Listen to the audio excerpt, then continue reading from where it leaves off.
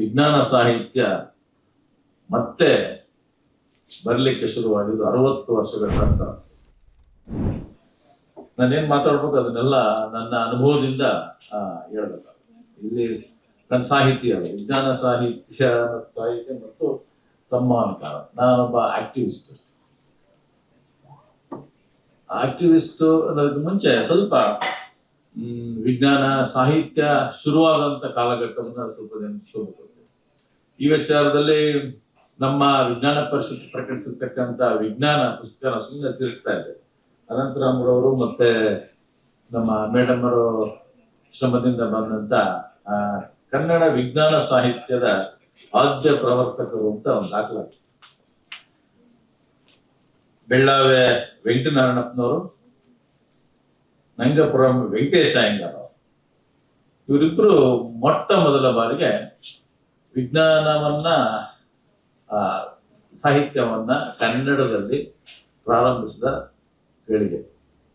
ಎಷ್ಟನೇ ಇಸ್ವಿ ಇದ್ರೆ 1918ರಲ್ಲಿ. ಸಾಹಿತ್ಯ ಪರಿಷತ್ ಶುರುವಾಗಿ 1915ರಲ್ಲಿ.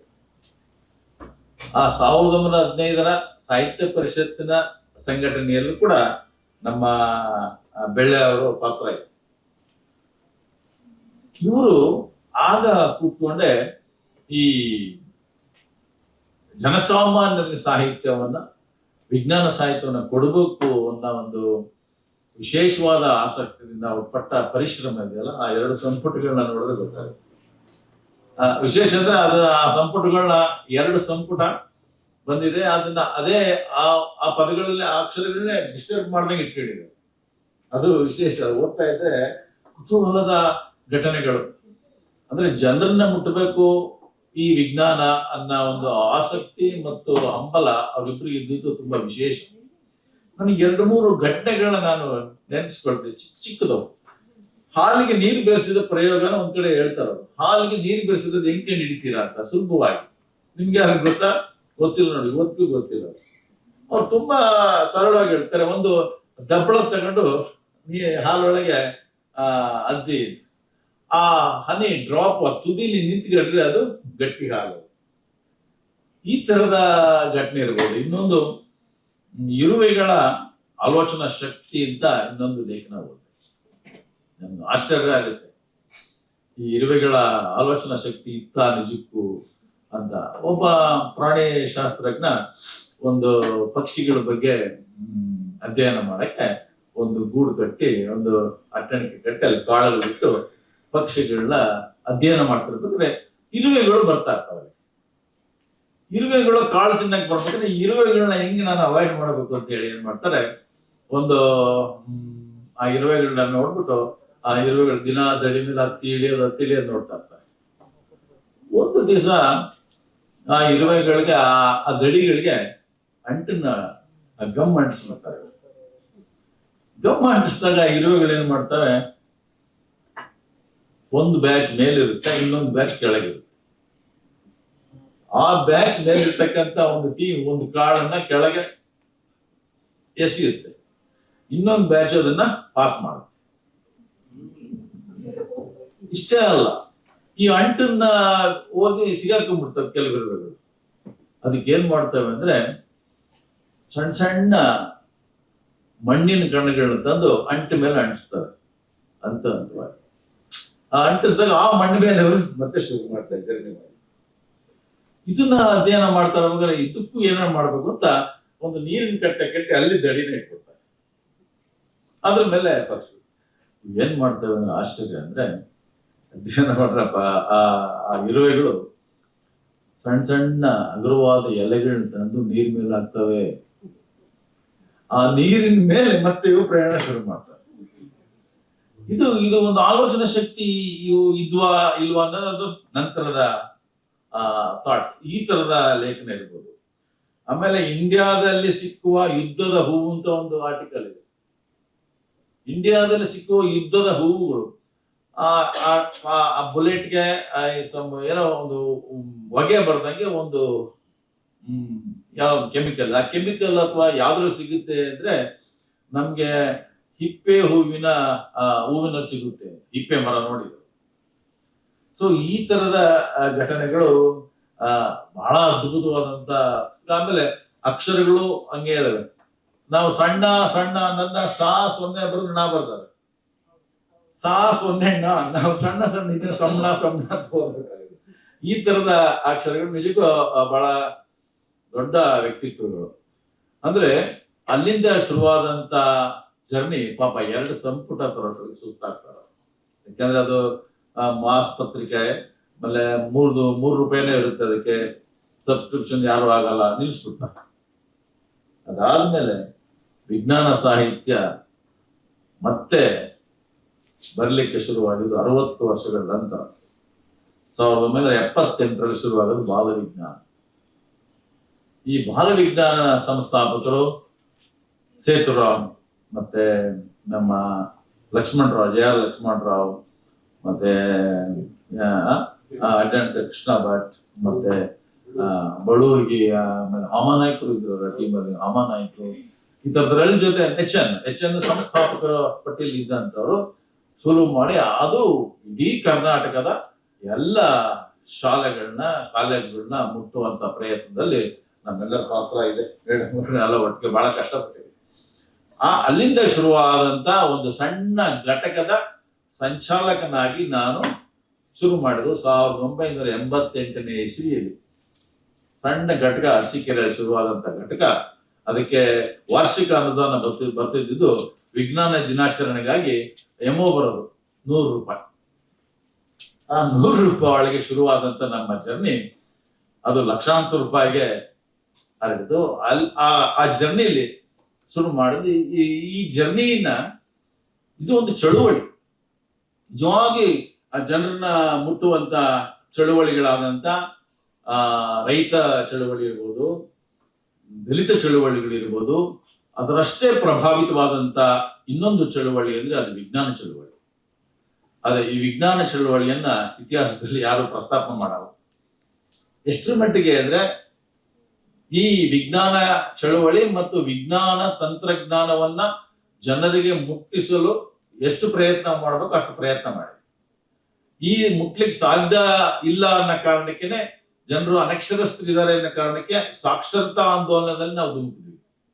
ಸಾಕ್ಷರತಾ ಆಂದೋಲನದಲ್ಲಿ ಧುಮುಕಿ ಎಜುಕೇಟ್ ಆದ್ಮೇಲೆ ಮತ್ತೆ ವಿಜ್ಞಾನ ಬೋಧಿಸೋಣ ಅಂತ ಇಷ್ಟೆಲ್ಲ ಪ್ರಯತ್ನ ಇಡೀ ಕರ್ನಾಟಕದಲ್ಲಿ, ಇಡೀ ದೇಶದಲ್ಲೇ ನಡೆದಂತ ಜಾಥಾಗಳು. ಭಾರತ ಜ್ಞಾನ ವಿಜ್ಞಾನ ಜಾಥಾ 1990ನೇ ಇಸ್ವಿ, 1992ರ ಜನಜ್ಞಾನ ವಿಜ್ಞಾನ ಜಾಥಾದ ಸಂಚಾಲಕ ಯರಿಸ್ವಾಮಿ ಇಲ್ಲೇ ಇದ್ದಾರೆ. ಅದರ ಅಧ್ಯಕ್ಷರಾದಂತ ನಮ್ಮ HN ರವರು ಇದ್ರು. ಇವೆರಡು ಜಾಥಾಗಳು ಮಾಡಿದಂತ ದೊಡ್ಡ ಸಾಹಸ ಅಂದ್ರೆ ಸುಮಾರು 20 ಜಿಲ್ಲೆಗಳಲ್ಲಿ ಜಾಥಾ ನಡೆದಿದೆ. ಒಂದು ಜಿಲ್ಲೆಯಲ್ಲಿ ನಾನು ಹಾಸನ ಜಿಲ್ಲೆಯನ್ನ ಅದರ ಸಂಚಾಲಕತ್ವವನ್ನು ವಹಿಸ್ಕೊಂಡಿದ್ದೆ. 45 ದಿನಗಳು ನಾವು ಒಂದು DDT ಲಾರಿಯಲ್ಲಿ ಜರ್ನಿ ಮಾಡಿದ್ವಿ. ನಾನು ಆಸ್ ಎ ಲೆಕ್ಚರರ್ ಆಗಿ ಆ DDT ಲಾರಿಯಲ್ಲಿ ಕುಳಿತು ಇಡೀ ಜಿಲ್ಲೆನ 188 ಹಳ್ಳಿಗಳನ್ನ ನಾವು ಸುತ್ತಿದ್ವಿ. ಈ 188 ಹಳ್ಳಿಗಳಲ್ಲಿ ದಿನ 3-4 ಹಳ್ಳಿಗಳು ನಮ್ಮ ಜಾಥಾ ಪ್ರದರ್ಶನಗಳಾಗ್ತಾ ಇದ್ವು. ಏನ್ ನಮ್ಮ ಸಬ್ಜೆಕ್ಟ್ ಅಂದ್ರೆ ಇದೇ ವಿಜ್ಞಾನ. ನಾವು ಇಡೀ ಗಂಟೆ ಭಾಷಣ ಮಾಡ್ತಾ ಇದ್ವಿ.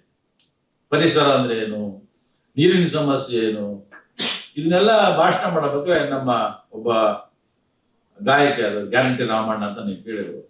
ಸಾರ್ ಜನ ಡಿಸ್ಟರ್ಬ್ ಆಗ್ತಾ ಇದ್ದಾರೆ, ಭಾಷಣ ನಿಲ್ಸಿ ಸರ್. ನಾನು ಹೇಳಿದೆ ಭಾಷಣ ನಿಲ್ಸಿದ್ರೆ ಸರಿ ರಾಮಣ್ಣ, ಆದ್ರೆ ಜನರು ಮುಟ್ಟಬೇಕಲ್ಲ ನಮ್ಮ ಮೆಸೇಜ್. ಏನ್ ಬರೀರಿ ಸರ್, ಏನ್ ಹೇಳಿ ಸರ್ ಅಂತ ಹೇಳಿ ಅಲ್ಲೇ ಬರೆದು ಬಿಡೋಣ. ಅಲ್ಲಿ ಶುರುವಾದಂತ ಕೆಲವು ಹಾಡುಗಳು ಇವತ್ತಿಗೂ ಇಡೀ ನಾಡಿನಾದ್ಯಂತ ಇದ್ದಾವೆ. ಅದಕ್ಕೆ ಹೇಳವ್ವ ನಿಂಗವ್ವ ಅಂತ ಇರ್ಬೋದು, ರೋಗ ಬಂದಾತು ಜೋಪಾನ ಅಂತಕ್ಕಂಥ ಒಂದು ಹಾಡು, ಇದು ವಿಜ್ಞಾನದ ಹಾಡೆ. ಈ ರೋಗ ಬಂದಾತು ಜೋಪಾನ, ಮನೆಯ ಒಳಗೆ ಕೊಟ್ಟಿಗೆ ಒಳಗೆ ನೀವು ವಾಸ ಮಾಡ್ತೀರಾ, ಬಾಗಿಲಿಗೆ ಕಿಟಕಿ ಬಾಗಿಲಿ ಇಲ್ಲ, ಕಾಯಿಲೆ ಬಂದಾಗ ಅಮ್ಮನವ್ರ ಗುಡಿಗೆ ಹೋಗ್ತೀರಾ ಅನ್ನುವ ಒಂದು ಅರ್ಥದಲ್ಲಿ. ಮತ್ತು ಇನ್ನೊಂದು ವಿಶೇಷ ಅಂದ್ರೆ ಎದೆಯ ಹಾಲು ಬಿಡಿಸಿ ಬಾಯಿಗೆ ಬಾಟ್ಲಿಗೆ ಗಿಡಕ್ತೀರಾ ಅನ್ನೋ ಪದ ನಾವು ಬಳಸಿದ್ವಿ. ಎದೆ ಹಾಲನ್ನ ಬಿಡಿಸಿ ಬಾಯಿಗೆ ಬಾಟ್ಲಿ ಹಾಲು ಗಿಡಕ್ತೀವಿ ಅನ್ನೋ ಪದಗಳನ್ನ ಬಳಸಿದ್ರೆ ಎಷ್ಟು ಸಿಂಪಲ್ ಆಗಿ ಅದು ನಿಜಕ್ಕೂ ಜನರನ್ನ ಮುಟ್ಟಿದಂತ ಈ ಸೈನ್ಸ್. ವಿಜ್ಞಾನವನ್ನ ಸಾಹಿತ್ಯದ ಮೂಲಕ ಎಷ್ಟರ ಮಟ್ಟಿಗೆ ಮುಟ್ಟಿದೆ, ಎಷ್ಟು ಜನ ಮುಟ್ಟಿದೆ ಗೊತ್ತಿಲ್ಲ. ನೀವು ಲೆಕ್ಕ ಹಾಕಿ, ಒಂದು ಜಿಲ್ಲೆಯಲ್ಲಿ 100 ಹಳ್ಳಿಗಳನ್ನ ಮುಟ್ಟಿದೀವಿ ಅಂದ್ರೆ 100 ಹಳ್ಳಿಗಳಲ್ಲಿ ಕಡಿಮೆ ಅಂದ್ರೆ 50 ಜನರನ್ನ ನಾವು ಇಟ್ಕೊಂಡ್ರು ಎಷ್ಟು ಲಕ್ಷ ಜನರನ್ನ ಮುಟ್ಟಿದೀವಿ ಈ ಜಾಥಾಗಳು ಅನ್ನೋದು ಬಹಳ ಮುಖ್ಯ ಆಗ್ತದೆ. ಅದೇ ರೀತಿ 92 ಅಲ್ಲಿ ವಿಜ್ಞಾನಪ್ಪನ ಬಿಡುಗಡೆ, ಒಂದು ನಾಟಕದ ಹೆಸರೇ ವಿಜ್ಞಾನಪ್ಪನ ಬಿಡುಗಡೆ. ಮಲ್ಟಿನ್ಯಾಷನಲ್ಸ್ ಹೆಂಗೆ ನಮ್ಮನ್ನ ಸೆರೆ ಹಿಡಿದ ಅದನ್ನ ಬಿಡುಗಡೆ ಹೆಂಗೆ ಅಂತ ಪತ್ರ ಅಂತಕ್ಕಂಥ ನಾಟಕ. ಆಮೇಲೆ ಡಾಕ್ಟರ್ ಸಿದ್ಧಲಿಂಗಯ್ಯನವರ ಯಾವ್ದದು ಒಂದು ಕತ್ತೆ ಮತ್ತು ಧರ್ಮನಂತೂ ಒಂದು ರೀತಿಯ ರೂಪಕವಾಗಿ ಎಲ್ಲ ಕಡೆ ನಾವು ಇದಕ್ಕಿನ್ನ ವೈಜ್ಞಾನಿಕ ಮನೋಭಾವವನ್ನ ತುಂಬುವಂತ ಈ ನಾಟಕಗಳು. ಕಾಡ ಬೆಳೆಸಿರಣ್ಣ ನಾಡ ಉಳಿಸಿರಣ್ಣ ಅಂತ ಒಂದು ಹಾಡನ್ನ ನೀವು ಯಾವ ಪುಸ್ತಕ ಕೊಟ್ರು ಕಲಿಯಲ್ಲ, ಅಷ್ಟು ಅದ್ಭುತವಾದಂತ ಹಾಡನ್ನ ನಾವು ಮಾಡಿ. ಕಾಡ ಬೆಳೆಸಿರಣ್ಣ ನಾಡ ಉಳಿಸಿರಣ್ಣ. ಇದ್ರ ಜೊತೆಗೆ ನಾವು ಮಕ್ಕಳಿಗಾಗಿ ಮಾಡಿದಂತದ್ದು ವಿಜ್ಞಾನ ವಸ್ತು ಪ್ರದರ್ಶನ. ಪ್ರೈಮರಿ ಸ್ಕೂಲ್ ಮಕ್ಕಳಿಗೆ ವಿಜ್ಞಾನ ವಸ್ತು ಪ್ರದರ್ಶನವನ್ನ ಆ ಹಳ್ಳಿಗಾಡಲ್ಲಿ ಮಾಡಿದ್ವಿ. ಆ ಪ್ರೈಮರಿ ಸ್ಕೂಲ್ ಮಕ್ಕಳಿಗೆ ಅವರೇ ತಂದ ಮಾಡೆಲ್ಗಳನ್ನ ಅವ್ರು ಎಕ್ಸಿಬಿಟ್ ಮಾಡ್ಬೇಕು. ಮಾಡೆಲ್ಗಳು ರೆಡಿಮೇಡ್ ಮಾಡೆಲ್ ಅಲ್ಲ, ಮಣ್ಣಲ್ಲಿ ಮಾಡುವಂತ ಮಾಡೆಲ್ಗಳನ್ನ ಜೊತೆಗೆ ಪೇಂಟಿಂಗ್ ಪ್ರೋಗ್ರಾಮ್ ಮಾಡ್ತಿದ್ವಿ. ನಾವು ಕಾಂಪಿಟೇಷನ್ ಮಾಡ್ತಿರ್ಲಿಲ್ಲ. ಪ್ರೋಗ್ರಾಮ್ಗೂ ಕಾಂಪಿಟೇಷನ್ ವ್ಯತ್ಯಾಸ ಇದೆ. ನಾವು ಈ ಕಾಂಪಿಟೇಷನ್ ಮಾಡೋದ್ರಿಂದ ಈ ಮಕ್ಕಳು, ಎಳೆ ಮಕ್ಕಳು ಪ್ರೈಸ್ ಬಂದಿಲ್ಲ ನನಗೆ ಅಂತ ಆ ಕ್ರಿಯೇಟಿವಿಟಿ ನಿಲ್ಲಿಸಬಹುದು ಅನ್ನೋ ಆತಂಕದಿಂದ ನಾವು ಸ್ಪರ್ಧೆ ಮಾಡ್ತಿರ್ಲಿಲ್ಲ. ಎಲ್ಲ ಪೇಂಟಿಂಗ್ ಪ್ರೋಗ್ರಾಮ್. ಈ ಸುಮಾರು 800 ಪೇಂಟಿಂಗ್ ಬರಲ್ಲ. ಆ 800 ಪೇಂಟಿಂಗ್ ನ ನಾವು ಪರದೆ ಮೇಲೆ ಅಂಟಿಸಿದೀವಿ ಅಹೋರಾತ್ರಿ. ಆ 800 ಪೇಂಟಿಂಗ್ ಬರಂತ ಮಕ್ಕಳು ಆ ಪೇರೆಂಟ್ಸ್ ಜೊತೆ ನಾಳೆ ನನ್ನ ಪೇಂಟಿಂಗ್ ಎಕ್ಸಿಬಿಷನ್ ಇದೆ ಅಂತ ನಮಗೆ ಆಡಿಯನ್ಸ್ ನ ಕರೆಯಾಗತ್ತೇನೆ ಇಲ್ಲ. ಆ 800 ಮಕ್ಕಳು ಬಂದ ಆ ಪೇಂಟಿಂಗ್ಸ್ ನ ಹುಡುಕುವಂತ ತವಕ ಇದೆಯಲ್ಲ, ಅದನ್ನ ನೀವು ಇಮ್ಯಾಜಿನ್ ಮಾಡಕ್ಕಾಗಲ್ಲ. ಅಷ್ಟು 800 ಮಕ್ಕಳ ಪೇಂಟಿಂಗ್ ಕೂಡ ನಾವು ಒಂದು ಪೆನ್ಸಿಲ್, ಯಾರನ್ನೋ ಕೇಳಿ ಬಾಳೆಹಣ್ಣು, ಬಿಸ್ಕೆಟ್, ಒಂದು ರಬ್ಬರ್ ಕೊಡಿಸ್ತಾ ಇದ್ವಿ. ಪಾಪ ಒಬ್ಬ ಮುಸ್ಲಿಂ ಒಬ್ಬ ಹಣ್ಣು ಮಾರಂತ ಸಾಹುಕಾರ ಬಾಳೆಹಣ್ಣು ಕೊಟ್ಬಿಡೋದು, ಲೇಲಾ ಸಾಹಬ್. ಇದು ಇಲ್ಲ ಯಾಕೆ ಹೇಳ್ತಾ ಇದ್ರಿ ಅಂದ್ರೆ ನಮ್ಮನ್ನ ನಾವು ಹೇಗೆ ಬದಲಾಯಿಸ್ಕೋಬಹುದು ಅಂತ. ನಿಮ್ಗೆ ಆಶ್ಚರ್ಯ ಅಂದ್ರೆ, ಒಂದು ಎಕ್ಸಿಬಿಷನ್ ಅಲ್ಲಿ ಒಬ್ಬ ಕುಂಬಾರನ್ನ ಸ್ಟಾಲ್ ಹಾಕಿದ್ರು. ಕುಂಬಾರ, ನಿಮ್ಗೆ ಎಷ್ಟಪ್ಪ, ನಿನಗೆ ಡೈಲಿ ಫೀಸ್ ಒಂದು 500 ರೂಪಾಯಿ ಆಗುತ್ತೆ ಸ್ವಾಮಿ, ಬಾ ಅಂತ ಹೇಳಿ ಒಂದು ಸ್ಟಾಲ್ ಹಾಕಿ ಆ ಮಕ್ಕಳು ಸುತ್ತಕೊಂಡು ಮೇಡಮ್ಗಳಿಗೆ ಗೊತ್ತಿಲ್ಲ ಮಡಿಕೆ ಮಾಡೋದೇ. ಈ ಮಡಿಕೆ ಮಾಡೋದ್ರಿಂದ ಒಂದ್ ದಿವಸ ಒಬ್ಬ ಕಮ್ಮಾರನ್ನ ಕರೆಸಿದೆ. ಕಮ್ಮಾರ ಅವನು ಹೊಡಿಬೇಕು. ಒಬ್ಬ ಕೆಮಿಸ್ಟ್ರಿ ಮೇಸ್ಟರ್ ನಿಲ್ಸಿದ್ವಿ ನಾವು. ಕೆಮಿಸ್ಟ್ರಿ ಮೇಸ್ಟರ್ ಎಕ್ಸ್ಪ್ಲೈನ್ ಮಾಡ್ಬೇಕು, ಇದು ಹೇಗೆ ಆಕ್ಸಿಜನ್ ಬರುತ್ತೆ, ಕಬ್ಬಣ ಯಾವ ಡಿಗ್ರಿಲಿ ಹೀಟ್ ಆಗುತ್ತೆ, ಹೇಗೆ ಬೆಂಡ್ ಆಗುತ್ತೆ, ಈ ತರದಾಗಿರ್ಬೋದು. ಕೀಟಗಳ ಬಗ್ಗೆ, ಈ ಕೀಟ ತಜ್ಞರನ್ನ ನಾವು ಇಲ್ಲಿ ನೋಡಿ, ನಮ್ ಡಾಕ್ಟರ್ ಶಿವಶಂಕರ್ ಅಂತ ಒಬ್ರು ಟೀಮ್ ಇದೆ, ಮಂಡ್ಯ ಯೂನಿವರ್ಸಿಟಿ ರಿಟೈರ್ಡ್ ಆಗಿ, ಅವ್ರು ಬಹಳ ಎಕ್ಸ್ಪರ್ಟ್. ಅವ್ರ ತೋಟಗಾರಿಕೆ ಇಲಾಖೆದಲ್ಲಿ ಕೀಟ ತಜ್ಞರು, ಅವ್ರನ್ನ ಕರೆಸ್ತಾ ಇದ್ವಿ ನಾವು. ಅವ್ರ ಜೊತೆ ನಾವು ಟ್ರೆಕ್ಕಿಂಗ್ ಹೋಗ್ತಾ ಇದ್ವಿ. ಈಗ ಬಹಳ ದೊಡ್ಡ ಇದೆ. ನಾವು ಮುಳ್ಳಯ್ಯನಗಿರಿ ಎಲ್ಲಾ ಕಡೆ ಟ್ರೆಕ್ ಮಾಡಿದ್ವಿ. ಎಡಕುಮೇರಿ ಅಂತಕ್ಕಂತ ಒಂದು ಹಿಲ್ ಸ್ಟೇಷನ್ ಅಲ್ಲಿ 2 ರಾತ್ರಿಗಳನ್ನ ಕಳೆದ್ರೆ ನಮ್ಮ ಮಕ್ಕಳು. ಅಲ್ಲಿ ಈ ತರದ ಅನೇಕ ಕಾರ್ಯಕ್ರಮಗಳನ್ನ ಮಾಡ್ತಾ ನಾವು ಬಂದ್ವಿ. ಸೊ ಇಲ್ಲಿ ಮೌಢ್ಯ ಹೇಗೆ ಅನ್ನೋದಕ್ಕೆ 2 ಘಟನೆ ಹೇಳಿ ನಾನು ಮಾತು ಮುಗಿಸ್ಬಿಡ್ತೀನಿ. ಒಂದು ಎಲೆ ನಾಗರಾವ್ ಬರುತ್ತೆ. ಈ ಎಲೆಯನ್ನ ನೋಡಿದ್ಮೇಲೆ ನೀವು 100 ಪತ್ರ ಬರಬೇಕು, ಧರ್ಮಸ್ಥಳಕ್ಕೆ ಹೋಗುವ ದಾರಿಯಲ್ಲಿ ಯಾವ ಹೋಯ್ತು ಅಂತ ಸುದ್ದಿ ಬಂತು. ಅದನ್ನ ಇಟ್ಕೊಂಡು ಏನ್ ಹೇಳ್ತಾರೆ ಸರ್ ಅಂತ ನಮಗೆ, ನಾವಲ್ಲಿ ಏನಾಗಿದ್ವಿ ಅರಸೀಕೆರೆ, ನಾನೊಬ್ಬ ವಿಜ್ಞಾನದ ಮೇಷ್ಟ್ರು, ಆಮೇಲೆ ಫಾರೆಸ್ಟ್ ಡಿಪಾರ್ಟ್ಮೆಂಟ್ ಅನ್ನು ನಾನೇ, ಆರೋಗ್ಯ ಡಿಪಾರ್ಟ್ಮೆಂಟ್ ಅನ್ನು ನಾನೇ, ಎಲ್ಲರೂ ನಾನು ಕೇಳೋರು, ಎಲ್ಲ ಯಾವ ಇಲಾಖೆಯಲ್ಲೂ ನಾನೇ ಆಗ್ಬಿಟ್ಟಿದೆ. ಹಂಗಾಗಿ ಏನ್ ಮಾಡೋದು, ನಾವು ಎಂಟಮಾಲಜಿಸ್ಟ್ ಹತ್ರ ಓದಿ, ನಾವು ಸರ್ ಹತ್ರ ಡಾಕ್ಟರ್ ಶಿವಶಂಕರ್ ಅವರು ಹೇಳಿದ್ರು, ಅದು ಒಂದು ಲಾರ್ವಾ ಎಲೆಯ ಪದರಿನ ನಡುವೆ ಅದು ಚಲಿಸ್ತಾ ತುದಿಯಲ್ಲಿ ಓಪನ್ ಆಗುತ್ತೆ, ಅದು ಎಡೆ ತರ ಕಾಣುತ್ತೆ. ಇದನ್ನ ನಾವು ಹೇಳಿ ಒಂದು ಪ್ರೆಸ್ ಮೀಟ್ ಮಾಡಿ ನ್ಯೂಸ್ ಮಾಡ್ತೀವಿ. ಈ ಸಣ್ಣ ವಿಚಾರ ಇರ್ಬೋದು, ಆದ್ರೆ ಜನರು ಎಷ್ಟು ಜನ ಅಷ್ಟೊಂದು ಪತ್ರ ಬರ್ತೀವಿ ಧರ್ಮಸ್ಥಳಕ್ಕೆ, ಅದು ಗೊತ್ತಿಲ್ವ. ಸೊ ಈ ತರದ ಘಟನೆಗಳು ಒಂದ್ ದಿವಸ ಇದ್ದಕ್ಕಿದ್ದಂಗೆ ಮಲ್ಲಿಗಮ್ಮನ ದೇವಸ್ಥಾನದಲ್ಲಿ ಗೆಜ್ಜೆ ಸೌಂಡ್ ಬರ್ತಾ ಇದೆ ಸರ್ ಸುದ್ದಿ ಬಂತು, ಅಲ್ಲೂ ಹೋದ್ವಿ. ಆಮೇಲೆ ಸಿದ್ದೇಶ್ವರ ದೇವಸ್ಥಾನದಲ್ಲಿ ಶಿವಲಿಂಗ ಕಂಡು ಬಂದಿದೆ ಅಂದ್ರು, ಅಲ್ಲೂ ಹೋದ್ವಿ. ಕಣ್ಣು ಫಿಸಿಕ್ಸ್ ಯಾವ್ದೋ ಲೈಟ್ ಬರ್ತದೆ, ಇಲ್ಲಿ ಬೆಳ್ಳಿ ಜನ ಇರ್ತದೆ, ಅದು ಒಳ್ಳೆ ಕಾಣ್ತಾ ಇದೆ ಸುದ್ದಿ. ಗೆಜ್ಜೆ ಸೌಂಡ್ ಸುದ್ದಿ, ಆ ಗೆಜ್ಜೆ ಸೌಂಡ್ ಮಾಡ್ತಾರೆ ಯಾವ್ದೋ ಒಂದು ಕೀಟ ಅಂತ ಗೊತ್ತಾಯ್ತು. ಇವೆರಡನ್ನು ನಾವು ಬಯಲು ಮಾಡೋಷ್ಟ್ರೊಳಗೆ ದೇವಸ್ಥಾನಕ್ಕೆ ಬೇಕಾದಂತ ಮೈಕ್ ಸೆಟ್ ರೆಡಿ ಆಗಿತ್ತು, ಕಾಣಿಕೆ ಅಷ್ಟು ದುಡ್ಡು ಕಲೆಕ್ಷನ್ ಆಗಿದೆ. ಸೊ ಈ ತರದ ಅನೇಕ ಘಟನೆಗಳು ನಾವು ಕೂಡ ಬದಲಾದ್ವಿ. ನಮ್ಗೆ ನಾನು ಬೇಸಿಕಲಿ ಕನ್ನಡ ಮೇಷನ್, ಕನ್ನಡ ಸಾಹಿತ್ಯ ಅಂದ ತಕ್ಷಣ ಬರೇ ಸತ್ಯಗಳೇ ಇರಲ್ಲ, ಮಿತ್ ಅಂಡ್ ರಿಯಾಲಿಟಿ ಎಲ್ಲ ಒಟ್ಟೊಟ್ಟಿಗೆ ಇರ್ತಾರೆ. ಅದಕ್ಕೆ ಸಾಹಿತ್ಯ ಅಂದ ತಕ್ಷಣನೇ ಇದು ಮಿತ್ತು ಅಂಡ್ ರಿಯಾಲಿಟಿ ಎರಡೂ ಇರುತ್ತೆ. ನೀವು ವಿಜ್ಞಾನ ಸಾಹಿತ್ಯ ಅಂದ ತಕ್ಷಣ 100% ಬರೇ ವೈಜ್ಞಾನಿಕವಾದಂತ ಚಿಂತನೆಗಳು ಇರ್ತವೆ ಅಂತಾನು ಹೇಳಕ್ಕಾಗಲ್ಲ. ಅದು ನಿಜವಾದ ಸಾಹಿತ್ಯ ಅಂತ ನಮ್ಮ ಮಮ್ಮಿ ಗಿಟ್ಟವ್ರು ತುಂಬಾ ಚೆನ್ನಾಗಿ ಹೇಳಿದ್ದಾರೆ. ಯಾವ ರೀತಿ ಇರಬೇಕು ಅಂತ ಮಮ್ಮಿ ಗಿಟ್ಟವ್ರ ದಾಖಲೆಗಳಿದ್ದಾರೆ. ಕೆಲವು ವಿಚಾರಗಳನ್ನ ನಾವು ನೀವು ಆಶ್ಚರ್ಯ ಅಂದ್ರೆ ನಾನು ಬುಕ್ ಕಮಿಟಿ ಪ್ರೆಸಿಡೆಂಟ್ ಆಗಿದೆ. ಒಂದು ಬುಕ್ ಬಂತು, ಅದು ಆ ಬುಕ್ ಅಲ್ಲಿ ಪುನರ್ಜನ್ಮದ ಬಗ್ಗೆ ಪ್ರಸ್ತಾಪ ಮಾಡಿದ್ರು ಒಬ್ರು ಸೈಕ್ಯಾಟ್ರಿಸ್ಟ್ ಡಾಕ್ಟರ್. ಆ ಪುಸ್ತಕನ ಮುಲಾಜಿಲ್ದ ನಾವು ರಿಜೆಕ್ಟ್ ಮಾಡಿದ್ವಿ. ಏನ್ರಿ? ಸೊ ಈ ತರದ ಗಟ್ಟಿ ನಿಲುವು ತಗೋಬೇಕಾಗುತ್ತೆ. ಆಮೇಲೆ ವೈಯಕ್ತಿಕವಾಗಿ ನಾವು ಅದೇ ರೀತಿ ಇರಬೇಕಾಗುತ್ತೆ. ಕಾಲೇಜ್ ಆವರಣದಲ್ಲ 1,000 ಗಿಡ ಬೆಳೆಸಿದ್ದೀನಿ ನಾನು. ನಿಮ್ಗೆ ಆಶ್ಚರ್ಯ ಅಂದ್ರೆ ನಿಮ್ಗೆ ಎಲ್ಲ ಸ್ಪರ್ಧೆಗಳನ್ನ ಮಾಡಿದ್ವಿ. ಮರಗಳನ್ನು ಗುರುತಿಸುವ ಸ್ಪರ್ಧೆ ಮಾಡಿದ್ವಿ ನಾವು. ಇದೆಲ್ಲಿ ಮಾಡಿದಿರೋ ಗೊತ್ತಿಲ್ಲ, ಮಾಡಿದ್ರೆ ತುಂಬಾ ಒಳ್ಳೆ. ಮರಗಳನ್ನು ಗುರುತಿಸುವ ಸ್ಪರ್ಧೆ ಹೆಂಗೆ ಸರ್ ಅಂತ ಎಲ್ಲ ಹುಡುಗರನ್ನ ಕಟ್ಕೊಂಡು ನಮ್ಮ ಅರಸೀಕೆರೆ ಕೆರೆಯಿಂದ ಸ್ಟಾರ್ಟ್ ಮಾಡಿದ್ವಿ ನಮ್ಮ ಜರ್ನಿ. ಮರ ನಂಬರ್ 1 ಯಾವ ಹುಡುಗ ಬರ್ಕೋಬೇಕು, ಮರ ನಂಬರ್ 2 ಹೋಗ್ತಾ ಇಡೀ ಊರನ್ನೇ. ಈ ತರದ ಒಂದು ಆಸಕ್ತಿ ಮೂಡಿಸುವಂತ ವ್ಯಕ್ತಿತ್ವ. ನನ್ನ ಹಿಂದೆ ಸುತ್ತುವಂತ ನಮ್ಮ PUC ಹುಡುಗ, ಸರ್ ಅವ್ನು ಗಿಡ ಕೊಡಿ ಸರ್, ಗಿಡ ಕೊಡಿ ಸರ್ ಅಂತ ಸುತ್ತಿದ್ದ ಹುಡುಗ ಈಗ ಅವನ ಆಸಕ್ತಿ ಫಾರೆಸ್ಟ್ ಓದಿ BF ಆಗಿದ್ದಾರೆ. ಸರಿ, ನಮ್ಗೆ ಸಾಕು ಇದೊಂದು ಇಷ್ಟು ಪ್ರಯತ್ನ. ಆ ತರದ ವೈಚಾರಿಕವಾಗಿ ಬೆಳೆದಂತ ನಮ್ಮ ಮಮತಾವ್ರು ಇಲ್ಲೇ ಇದ್ದಾರೆ. ಒಂದ್ ದಿವಸ ಏನೋ ವೈಯಕ್ತಿಕವಾದ ಜಗಳ, ಅವರು ಫ್ಯಾಮಿಲಿ ದುರಂತದಲ್ಲಿ ಅವ್ರ ತಂಗಿ ಗಂಡನ ಒಬ್ಬ ಅವರು ಯಜಮಾನ ಮಾಡುವಂತ ಒಂದು ಘಟನೆಯಲ್ಲಿ ಅವರು ಭೂತ ಹೋಮ ಏನೋ ಮಾಡಿಸ್ತಾ ಇದ್ರು. ಯಾರು? ಇವು ಕೊಲೆಗಡಕನ ಮನೆಯಲ್ಲಿ. ಈ ಮಾರಾಯ್ತಿ ಹೋಗ್ಬಿಟ್ಟು ಚಪ್ಪಲಿ ಎಸ್ಬಿಡಲ್ಲ.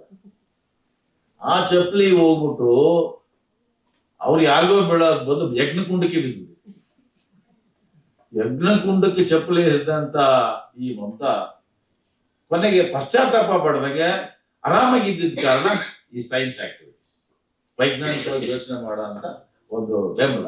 ಈ ರೀತಿ ನಮ್ಮ ವೈಯಕ್ತಿಕ ಜೀವನದಲ್ಲೂ ಕೂಡ ಏನೇನ್ ಮಾಡ್ಬೇಕು. ನೆನ್ನೆ ನಮ್ಮ ಸ್ನೇಹಿತರು ಕೇಳೋ ಸತ್ಯನಾರಾಯಣ ಪೂಜೆ ಸರ್ ಹೆಂಗೆ ಸರ್ ಅಂತ. ನಾವು ಮನೆಗೆ ಇಳ್ಕೊಂಡ್ವಿ. ಮನೆಗೆ ಇಳ್ಕೊಂಡ್ರೆ ನಾನು ಮಾಡಿದ ಮೊದಲನೇ ಕೆಲಸ ಎಲ್ಲ ಕಾರ್ಮಿಕರಿಗೆ ಒಂದು ಗೌರವಾನ್ವಿತವಾಗಿ ಒಂದು ಹೂ ಕೊಟ್ಟು, ಒಂದು ಸ್ವೀಟ್ಸ್ ಕೊಟ್ಟು ಊಟ ಹಾಕಿ. ಮನೆ ಬಾಗಿಲು ತೆಗೆದ್ರೆ ಒಳಗಡೆ ಕಂಡಂತ ದೃಶ್ಯಗಳೇನಪ್ಪ ಅಂದ್ರೆ ಎಲ್ಲ ಫೋಟೋಗಳು. ಯಾರ್ದು ಅಂದ್ರೆ ಫೌಂಡೇಶನ್ ಇಂದ ಹಿಡಿದು ಪೇಂಟ್ ಹೊಡಿಯೋರ್ಗು ಮಕ್ಕಳು ಎಲ್ಲ ಫೋಟೋಗಳ ಎಕ್ಸಿಬಿಷನ್. ಸೊ ಈ ತರ ಬದಲಾಯಿಸ್ಕೊ ಸ್ವಲ್ಪ ಒತ್ತಡಗಳು ಬರ್ತಾವೆ, ಇಲ್ಲ ಅಂತಲ್ಲ. ಈ ತರ ನಾವು ಮೊದಲನೇದಾಗಿ ಗಿಡಕ್ಕೆ ನೀರಾಕೋದ್ರ ಮೂಲಕ ಉದ್ಘಾಟನೆನ ಶುರು ಮಾಡಿದ್ವಿ. ನಾವು ವಿಜ್ಞಾನ ಪರಿಷತ್ತಲ್ಲಿ ದೀಪಾವಳಿ ಬಹಿಷ್ಕರಿಸಿದ ನಾಗೇಶ್ವರ ಗೊತ್ತದು. ಹಾಗಿಂದ ನಾವು ಗಿಡಕ್ಕೆ ನೀರ್ ಹಾಕೋದ್ರ ಮೂಲಕ ಉದ್ಘಾಟನೆನ ಕಲ್ಚರ್ನ ಪ್ರಾರಂಭಿಸ್ತೀವಿ. ಹಾಗಾಗಿ ಹೊಸ ಕಲ್ಚರ್ಗಳನ್ನ ನಾವು ಅಳವಡಿಸ್ಕೋಬೇಕು. ಹಾಗಾಗಿ ಇಷ್ಟು ಇನ್ನೂ ಬಹಳ ವಿಚಾರಗಳಿದ್ದಾವೆ. ಸಮಯದ ಅಭಾವ. ಇಷ್ಟು ಮಾತಾಡ್ಲಿಕ್ಕೆ ಅವಕಾಶ ಕೊಟ್ಟಂತ ನಿಮ್ಗೆಲ್ಲರಿಗೂ ಧನ್ಯವಾದಗಳು.